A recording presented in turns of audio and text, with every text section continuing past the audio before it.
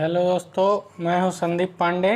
इस वीडियो में मैं लेकर आया हूं आप लोगों के लिए छत्तीसगढ़ पटवारी परीक्षा 2022 का सामान्य ज्ञान सिलेबस, जिसमें 50 प्रश्नों का सेट रहेगा दोस्तों। तो 10 प्रश्न रहेंगे आपके साइंस के, 10 प्रश्न अर्थशास्त्र के, 10 प्रश्न इतिहास के, 10 प्रश्न खेल कूद से और 10 प्रश्न भूगोल से रहेंगे दोस्तों। तो दोस्तों, अगर वीडियो अच्छा लगेगा तो लाइक कर देना और चैनल को सब्सक्राइब ज़रूर कर दीजिएगा। तो चलिए हम चलते हैं अपने प्रश्नों की तरफ। तो पहला सवाल है, लोहे में जंग लगना कौन सी क्रिया कहलाती है? तो लोहे में जंग लगना रासायनिक क्रिया कहलाती है। अगला सवाल है, साधारण नमक का वैज्ञानिक नाम क्या है? तो साधारण नमक का वैज्ञानिक नाम सोडियम क्लोराइड है। अगला सवाल है, सबसे हल्की धातु कौन सी होती है?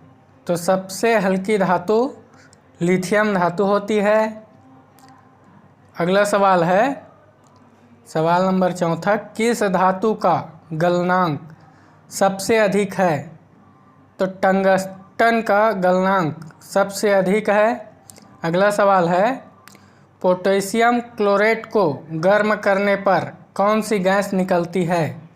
तो पोटेशियम क्लोरेट को गर्म करने पर ऑक्सीजन गैस निकलती है। अगला सवाल है, समुद्र के पानी से नमक निकालने के लिए कौन सी विधि अपनाई जाती है? तो वाष्पीकरण विधि अपनाई जाती है। अगला सवाल है, चेचक के टीके का आविष्कार किसने किया था? तो चेचक के टीके का आविष्कार एडवर्ड जेनर ने किया था। अगला सवाल है, फाउंटेन पेन का आविष्कार किसने किया? तो फाउंटेन पेन का आविष्कार वाटरमैन ने किया था। अगला सवाल है, न्यूट्रॉन तथा प्रोटॉन की संख्याओं का योगफल को क्या कहते हैं? तो न्यूट्रॉन तथा प्रोटॉन की संख्याओं के योगफल को द्रव्यमान संख्या कहा जाता है। अगला सवाल है, छींकने से दिल की धड़कन कितने सेकंड के लिए रुक जाती है और फिर जारी रहती है? तो छींकने से 1 सेकंड के लिए दिल की धड़कन रुक जाती है। अगला सवाल है, मानवाधिकार आयोग की स्थापना कब हुई? तो मानवाधिकार आयोग की स्थापना सन 1993 में हुई। अगला सवाल है, भारत में योजना आयोग का गठन कब किया गया था? तो भारत में योजना आयोग का गठन 15 मार्च सन 1950 को किया गया था। अगला सवाल है, राष्ट्रीय ग्रामीण रोजगार गारंटी योजना किस महापुरुष के नाम है? तो राष्ट्रीय ग्रामीण रोजगार गारंटी योजना महात्मा गांधी के नाम पर है। अगला सवाल है, भारत में बड़ी इलायची का अधिकतम उत्पादन किस राज्य में होता है? तो भारत में बड़ी इलायची का अधिकतम उत्पादन सिक्किम में होता है। अगला सवाल है, कौन सा राज्य काजू का सबसे बड़ा उत्पादक है? तो काजू का सबसे बड़ा उत्पादक राज्य केरल है।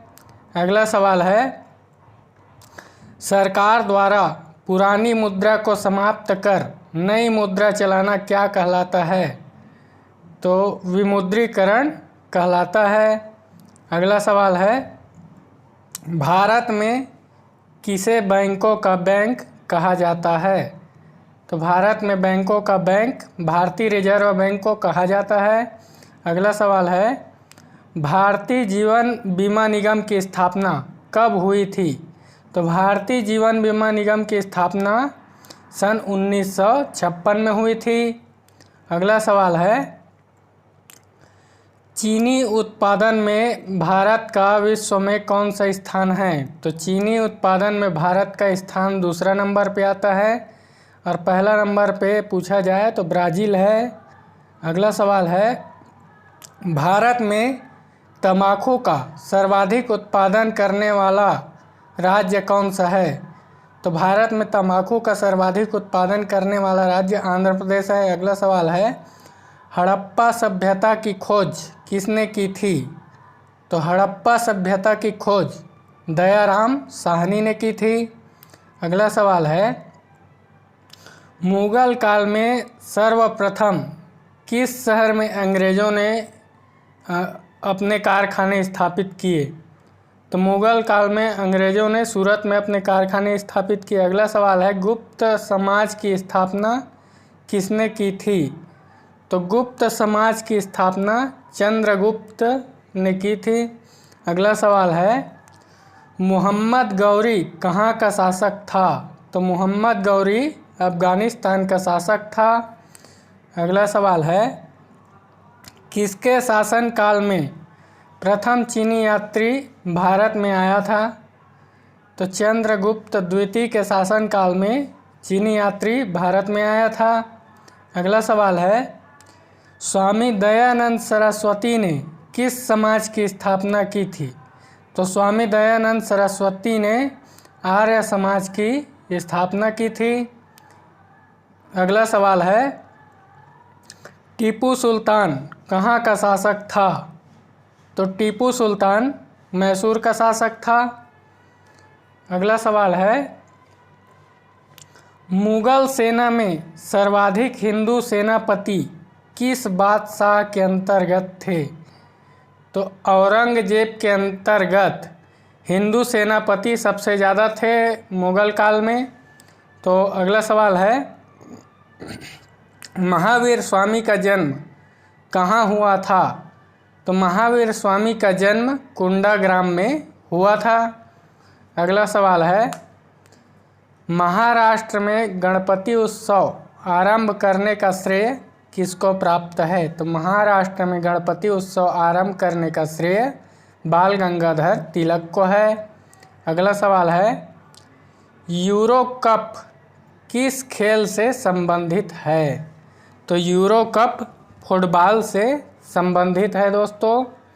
इम्पॉर्टेंट सवाल है। अगला सवाल है, शतरंज के बिसात पर कुल कितने खाने होते हैं? तो शतरंज के बिसात पर कुल 64 खाने होते हैं। अगला सवाल है, वानखेड़े स्टेडियम कहाँ स्थित है? तो वानखेड़े स्टेडियम मुंबई में स्थित है। अगला सवाल है, ईडन गार्डन स्टेडियम कहाँ स्थित है? तो ईडन गार्डन स्टेडियम कोलकाता में स्थित है।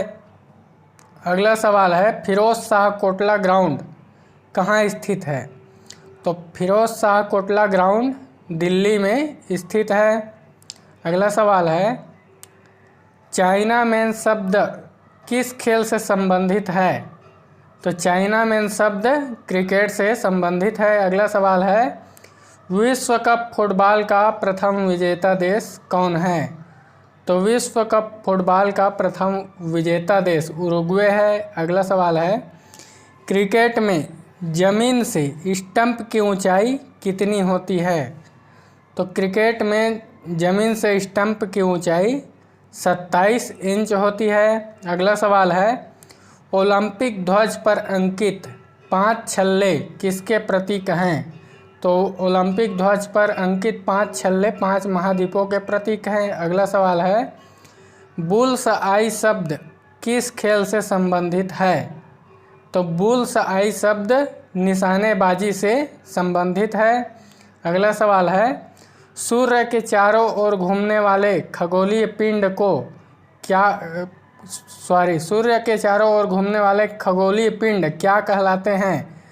तो ग्रह कहलाते हैं। अगला सवाल है, नॉर्वे में अर्धरात्रि के समय सूर्य कब दिखाई देता है? तो नॉर्वे में अर्धरात्रि के समय सूर्य 21 जून को दिखाई देता है। अगला सवाल है, बुध सूर्य का एक चक्कर लगाने में कितना समय लेता है? तो बुध जो है सूर्य का एक चक्कर लगाने में 88 दिन का समय लेता है। अगला सवाल है, वायुमंडल की सबसे निचली परत को क्या कहलाती है? तो वायुमंडल की सबसे निचली परत क्षोभमंडल कहलाती है। अगला सवाल है, पृथ्वी के भूपर्पटी में कौन सा तत्व प्रचुर मात्रा में पाया जाता है? तो पृथ्वी के भूपर्पटी में एल्युमिनियम ज़्यादा पाया जाता है। अगला सवाल है, वायुमंडल में सर्वाधिक मात्रा में विद्यमान अक्रिय गैस कौन सी है? तो वो गैस हो जाएगा आर्गन गैस। अगला सवाल है, वायुमंडल में सर्वाधिक कौन सी गैस मिलती है? तो वायुमंडल में सर्वाधिक नाइट्रोजन गैस मिलती है। अगला सवाल है, विश्व में सर्वाधिक वर्षा वाला स्थान कौन सा है? तो विश्व में सर्वाधिक वर्षा वाला स्थान मासिनराम है, जो भारत के मेघालय में स्थित है। अगला सवाल है, विश्व का सबसे ऊंचा जलप्रपात कौन सा है? तो वो हो जाएगा एंजिल जलप्रपात, जो कि वेनेजुएला में स्थित है। अगला सवाल है, किस महाद्वीप को श्वेत महाद्वीप के नाम से जाना जाता है? तो अंटार्कटिका को श्वेत महाद्वीप के नाम से जाना जाता है। थैंक यू दोस्तों, थैंक्स फॉर वॉचिंग।